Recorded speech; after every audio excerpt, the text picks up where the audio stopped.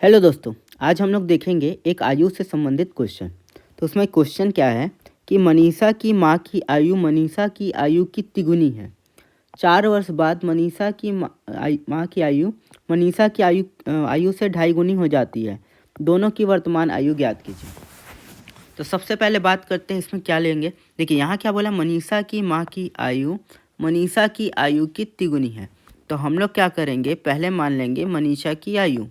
तो मनीषा की आयु को हम लोग कितना वर्ष मान लेंगे, x वर्ष मान लेंगे। ठीक, कितना वर्ष मान लेंगे, x वर्ष। तो मनीषा की माँ की आयु क्या हो जाएगी, तो मनीषा की माँ की आयु कितनी है, इसकी तिगुनी है। तिगुनी का मतलब 3x, इसकी तिगुनी हो गई। ठीक है, 3x वर्ष हो जाएगी। उसके बाद क्या बोला है, 4 वर्ष बाद। तो अब हम लोग यहाँ लिखते हैं क्या, 4 वर्ष बाद। देखिए 4 वर्ष बाद से मतलब क्या है, अगर आज किसी की आयु 10 साल है तो उसके 4 साल बाद उसकी आयु कितनी हो जाएगी, 14 साल हो जाएगी। उसमें 4 जुड़ जाएगा। तो इसी हिसाब से 4 वर्ष बाद मनीषा की आयु और मनीषा की माँ की आयु दोनों में हम लोग क्या जोड़ देंगे, इस 4 वर्ष को जोड़ देंगे। तो ये कितना हो जाएगा, x + 4 वर्ष। और ये क्या हो जाएगा, मनीषा की माँ की आयु क्या हो जाएगी, 3x + 4 वर्ष। ठीक, अब उससे आगे बोला है कि अब ये दोनों का इक्वेशन लिख लेते हैं कि मनीषा की माँ की आयु कितनी है, x 3x + 4 और मनीषा की आयु क्या है, x + 4। क्या बोल रहा है कि माँ की आयु मनीषा की आयु से 2.5 गुनी हो जाती है। अब माँ की आयु क्या है, मनीषा की आयु से कितनी हो जाती है, 2.5 गुनी। देखिए अगर इसमें हम लोग यहाँ 2.5 का गुणा कर देंगे, ये तो पहले से अधिक है, तो ये क्या हो जाएगा, मान लीजिए इनकी आयु थी 10, ये थी 25। ठीक, कि 2.5 गुने का मतलब तो यही हो गया। अब इसमें और मैं 2.5 का अगर गुणा कर दूंगा तो ये क्या हो जाएगा, 62 हो जाएगा।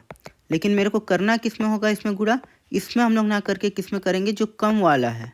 मतलब कि इस इक्वेशन को संतुलित करने के लिए जो कम वाला है उसमें इस 2.5 गुना का क्या करेंगे, गुणा करेंगे।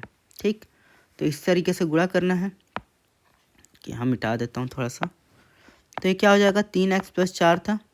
अब 2.5 गुना है तो 2.5 गुना में किसका गुणा, किस तरफ करेंगे हम लोग, मनीषा की तरफ। ठीक, तो यहाँ देखिए तो 3x + 4 का 3x + 4 रहा।